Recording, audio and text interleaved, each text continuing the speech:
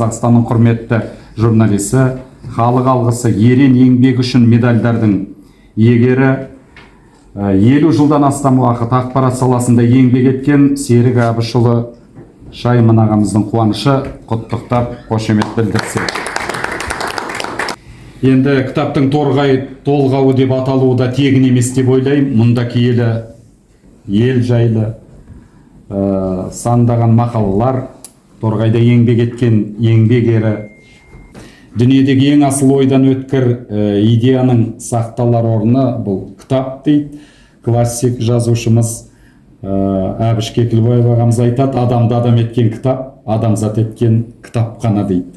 Шынында да бүгінгі мына 21 ғасырдың өзінде де осы кітаптың актуальдылығын жойдырмай келе жатқан, осы жерде отырған қылқалам мемлекеттік университетін бітірген, журналистика факультетін, қазақтың еңбек жолын Қостанай облыстық Қостанай таң газетінен бастаған, 1971-2003 жылдары обком комсомолдың секретар меңгерушісі қызметін атқарған, Лениншіл жас газетінің меншікті тілшісі болған, Торғай таңы газетінің жауапты хатшысы, бас редактордың орынбасары, облыс әкімінің баспасөз хатшысы қызметтерін атқарған, Торғай таңы газетінің бас редакторы, Торғай облыстық телерадио комитетінің председателі төрағасы, Қостанай облыстық телерадио комитеті председателінің орынбасары қызметтерін атқарған, 2003-2012 жылдар аралығында Жас өркен журналының редакторы болған, журналистика саласында жаңа өзіміз айттық 50 жылдай еңбек еткен, халық алғысы, ерен еңбегі медальдерінің иегері Серік Шайман ағам. Қадірлі жиналған қауым, мінекей енді кітаптың тұсаукесеріне келіп мені қолдап құрмет көрсетіп жатқандарыңызда мыңда бір рахмет. Енді менің бүкіл өмірбаяным, өткен еңбек жолым бәрі сіздерге көпшіліктеріңізге таныс. Жас кезімізде, еңбек жолымызды бастаған кезде бірге қызмет істеген Базаркүлді. Бұлар жап-жас балалар еді. Біз 24 жылмен істеген жігіттерміз, бұлар мектеп бітірген жастар. Одан кейін көп жыл біздің бірге қызметтес болған Мәке Күлекең отыр, біздің Торғай телевизиясының директоры. Қазір сіздердің Астанадағы белгілі осында қоғам қайраткері, әдебиетші, өнердің жаңашыры, жақсы адамдар. Оның бер жағында мына Мәкен отырған, білесіздер, өздеріңізге таныс, Арқалық қаласының әкімі болды. Оның бер жағында солтүстік Қазақстанда осында қызмет істеді. Қайсар әлдің өздерінің белгілі, қазақтың белгілі жазушысы, үлкен азамат, қоғам қайраткері. Талай еңбектерін өздеріңізді оқытыңыздар. Бірдесіне кеп Торғай жөнінде жан басын тигізген ардагер азамат Хасекен. Бұл жақта қойшы Сәрсенбегім деген менің кластасым, замандас. Бұнда өнерден, әдебиеттен алшақ емес, 15 жылға жақын уақыт мәдениет саласында қызмет істеп, басшылықта ғасырлар бөлімінде аңсам, бүкіл дүниенің жарысын аралап шыққан кісі. Әнім отыр, Қаратай, жетімді тағы бар. Біздің ерекім отыр. Сосын мынақта мен қазір зейнеткерлікке шыққаннан кейін Астанаға келгесім кішкене активисті болып, Сарыарқа аудандық ардагерлер кеңесі бастауыш ұйымының төрағасы деген бір қоғамдық жұмыста болған. Соған Күлекеңді себеп үшін мені ұстап алып, соған жегіп жүр. Мен өзі көп отырмайтын адам, жүрісім көп. Алматыға кетіп қалам, Тоқсынайға кетіп қалам деген сияқты. Бірақ әйтеуір елін тауып бұл кісілер мені айыптап жұмсап қояды. Келген кісілерге рахмет, мен жанында отырған журналистер бар. Ал енді кітап неге Торғай толғауы деп аталды? Өйткені мұндағы жазылған материалдардың 80-90% киелі Торғайға арналған. Торғайдың тарихы, Торғайдан өткен азаматтар жөнінде. Әңгімелерінің өзінде Торғай жерлері суреттеледі, Торғайдың аты аталады. Сосын кітап 3 бөлімнен тұрады. Бірінші бөлімі Талдық бесік тәмсілі деген. Бұл балалық шақтағы алған әсер. Адамның бір керемет мөлдір әдемі кезеңін балалық шақ көп нәрсе есте қалып, сол әкемнен естіген әңгіме, шешемнен естіген әңгіме, елдің ақсақалдарынан естіген әңгімелердің бәрінен жиынтықтайген тал бесік тәмсілі деген бір повесть эссе жаздым. Негізі сол. Одан кейін арқалық жөнінде тауысқан тағдырлар деген екінші деректі хикаят бар. Онда Торғай облысында қызмет істеген көп адамдардың аты жөндері айтылады. Торғай облысы жөнінде бір мәселелер айтылады. Өзіме қатысты көптеген мәселелер айтылады. Қалған 22 әдеби әңгіме. Әңгімені ертеде жазып, бала кезімде жазған әңгімелер бар екен. Бірақ түбегейлі отырып кәсіби айналыспаған. Журналистің жұмысы деген бар ғой. Негізі әңгімеге отырған бетін Торғай тарап 97 жыл Қостанайға барғаннан кейін соңғы бір 10-15 жылдың өзінде сол әңгімені өндіріп жазған деген сол. Ал журналистика жағынан осы да қызмет саласы істегеннен кейін міндетті түрде жазасың. Қалай болғанда да. Публициканы да, очеркті де, басқа мәселе. Очерк деген жанрдың өте көп жазған еді. Көп. Бірақ соның үшін 10 шақтырған адам болады, әдеби очерктер. Оның өзі кезінде меншік жаста өтіншісі болған, Қостанай Торғай облысында. Сол меншік жаста шыққан әдеби очерктер мені алдына қалғандар. Тіпті қызық болғанда фельетонда жазып мүмкін. Оған бір қажеттік болған ғой деп шығасың. Фельетон менің жанрым емес енді. 3 қайда сылтап қойып қосын. Алғашқы жазған кісілердің бірі міне Мәкең отыр мына. Есілде жаңа институт біріккен заводта істеп жүрген. Есіне түсіп жатыр. Есіне түсіп жатыр. Мәкеңнен интервью алып, кейін жазып кейін заводилың тағы келсін. Тағы келсін. Онда Красногорск деген қала бар, Замкентин қала. Сол қаланың бір дүниесін жазу керек болды. Сонда Мәкең. Бірақ оның бәрі қалмаған шығар. Районда сөйтті. Мен енді архив жинап қояйық деп санақтап өкем. Көп дүниелерді өзім жинай алмай қалдым. Жоқ. Екінші жаңағы публицика бөлімінде Кенжеғали Сағадиев академикпен 70 жыл байласты. Сол үстіне келуім бар. Ол көп мәселе Торғай жөнінде жалпы мәселе. Содан кейін Польшаның Қазақстандағы елшісімен интервью жасап осы біздің Қостанайға ұшып келді. Оның өзінде жаңағы Байтұрсынов университетпен тікелей байланыста болды. Бір келген Төлен ағамыздың 75 жылдығына байланысты Қостанайда тойланған. Сонда Төлен жасаған. Белгілі тұлға, журналист, жазушы, Қазақстанның еңбек сіңірген қайраткері, 40-қа текші кітаптың авторы, оның ішінде мәңгілік шер, Мақшеге, өзім оқыған Махаббат жаршысы, Сыздамашы жүрегім, басқа да көптеген туындылардың авторы. Алаш қозғалысының 100 жылдығына ерекше сый жасаған Міржақыптың Оралуы кітабы әлі күнге дейін сөремізде тұр. Президент сыйлығының лауреаты, мемлекет қайраткері, Қазақстанның құрметті журналисі, қадірлі Қайсар Әлім ағама сөз берсем. Аласы туралы оның қасиеттерін жіктей беруге болады. Ал енді ақынды жазушылық бір Алланың берген бір ерекшелігі.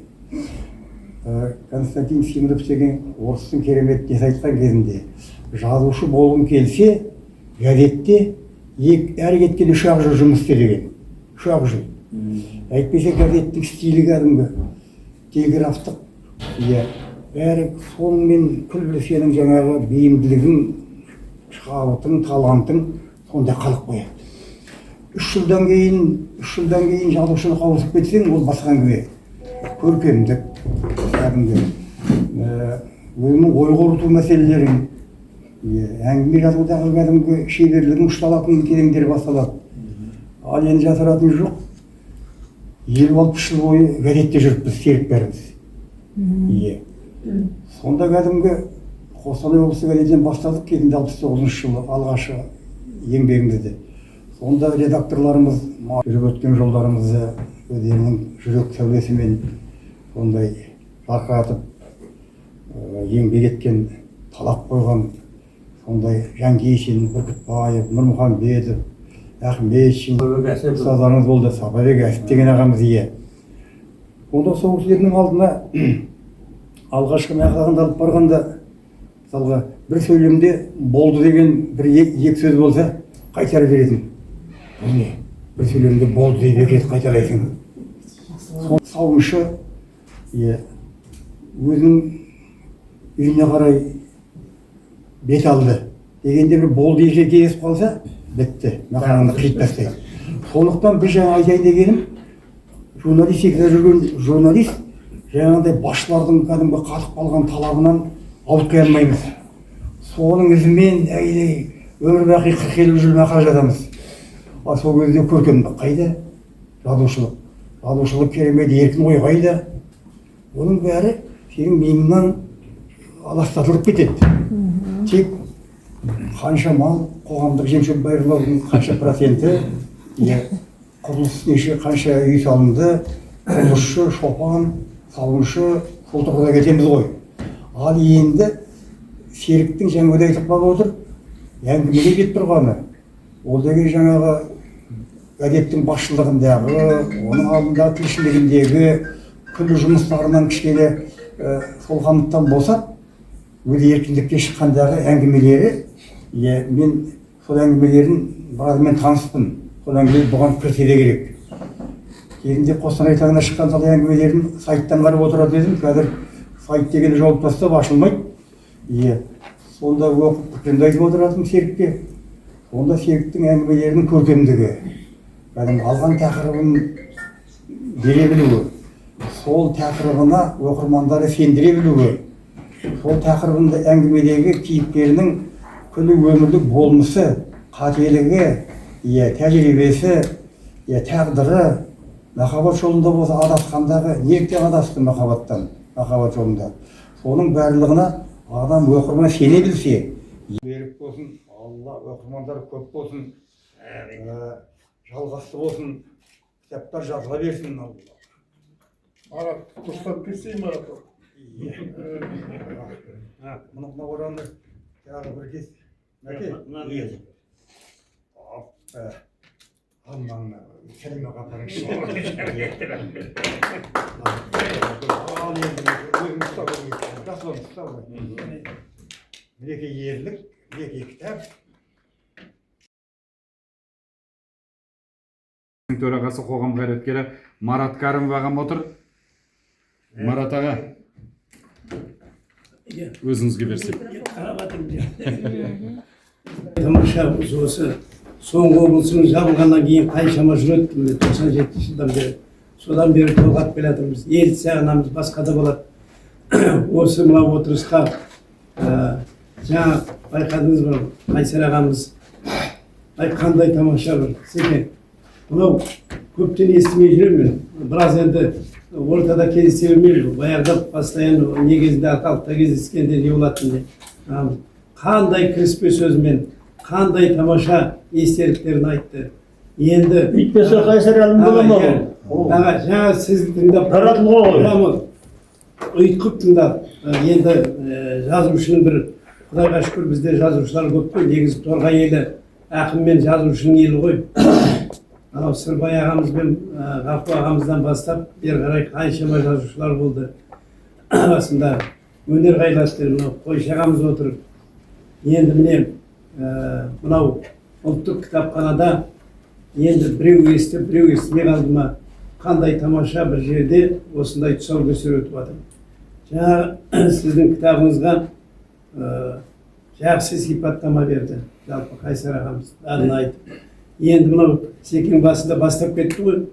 Мен Торғайда енді инженер нелер көп болған жоқ. 70-ші жылы институт бітіріп, Есіл ауданында сол заводта бастағам. Сол кезде мен мастер болған начальник бастаған кезде осы мен тауып алған ол кезде білдім-ақ, мен Торғайлы білген жоқ. Сол өнеркәсіпке келіп, үлкен ненің облысының үлкен өнеркәсібі, сонда мен цех бастымын. Сонда келіп екеміз сол журналистикасы, сонда по-моему сұраған жоқпыз ғой деймін, Торғайсыз ба, Торғайсыз. Оны сұрамайтын ақ қой. Сұрамайтын деп. Қайсар ағамыз айтып жатыр ғой, сұрамайтынбыз. Нең руың кім деп.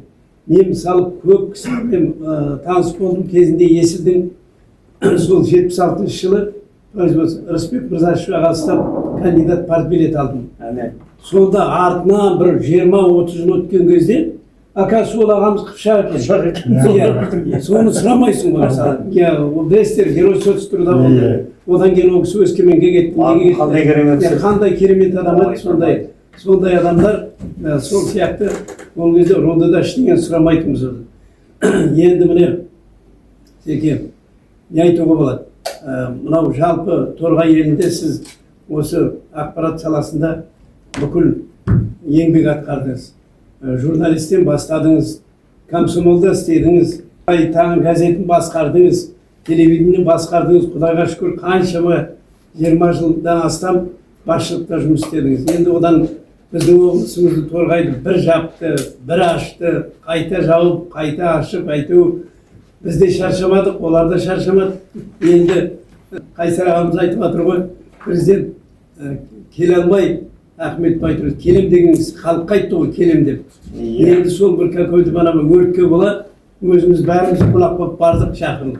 Сол жаңа өрттешкен, қайт кеткен адам да жоқ, басқа да жоқ. Сол елге бардық қой, сана менің туған жерім, мен мақтанатын, енді үмбетей сол кім арғын Ахмет Байтұрсыновтың Ақкөл ауылы. Сол Ақкөл ауылында туғам. Сондықтан мақтанып айтасың қазір. Вот Ахмет енді ол бүкіл түркі халық, Қазақстан емес, түркі елінің Ахметі ғой. Сол жерде туғанымызға, сол жерден өскенімізге міне сол кісіден естіген шығар, сол айтып жатырмыз. Сонда сол президент келе алмай, ел халық жиналып, бүкіл тойды енді қалай болғанда президент келген дұрыс болатын еді. Енді ол кісі тағы айтты осы бірер жыл бұрын сол Мыржақовтың тойына барам деп. Мыржақов атамыздың тойы биыл ол кісі ноябрьде 140 жылдығы. Енді қазір соңғы кезде көңіл бөліп жатыр Торғайға.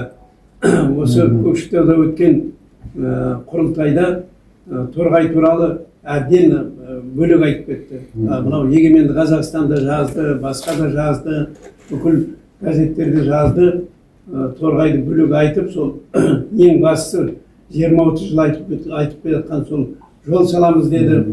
Одан кейін қазір сол кісінің айтқаннан кейін айтып жүрген университетті екінші күні университетті ашты.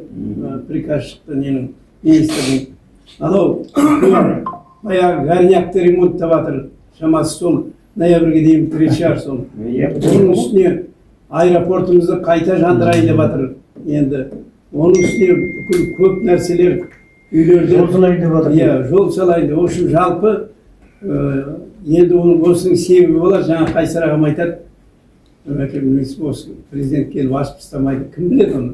Ашса енді Торғай елі алғысынан басқа ештеңе айта алмайды. Берік болсын, алла оқырмандар көп болсын, жалғасты болсын, кітаптар жазыла берсін. Марат, дұрыстап берсейін Марат. Мұны оранды тағы бір кез. Мәке? Алмаңна, кәлеме қапарыңшы. Ал енді, өзім ұстау. Мінеке ерлік, мінеке кітап.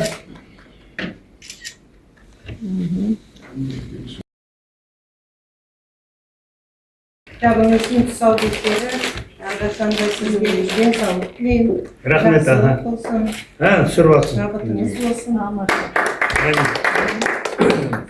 Мен сіздерге қызмет етуге дайынмын. Негізі Серік ағамыздың шығармаларын Талбес тәмсілі деп басталыпты, бірінші бөлім. Енді ол кезде сол Талбес тәмсілінде өзінің балалық шағын, Шұбалан ауылында туғанын, өл әдемілеп, суреттеп, кәдімгі жазушылық өзінің шығармашылық шабытын. Сосын өзінің анасын, адам бірінші анасын айту керек қой негізі. Ең жақын адам. 90 анасы өмірден өткен анасының өзіне берген тәрбиесін, аналық сөздерін керемет суреттеп, сол жақсы кітапқа ескерткіш анасына қалдырған. Екінші бөлімі онда ауыл өмірін айтады. Сол Шұбалаңдағы балалық шағын, ауылдың адамдарын еске алады. Содан кейін екінші бөлімінде енді тоғысқан тағдырлар дейді. Тоғысқан тағдырларда мен өзім қызығы болып шықтым. Бұл Торғай облысының ашылу кезеңінен басталады екен.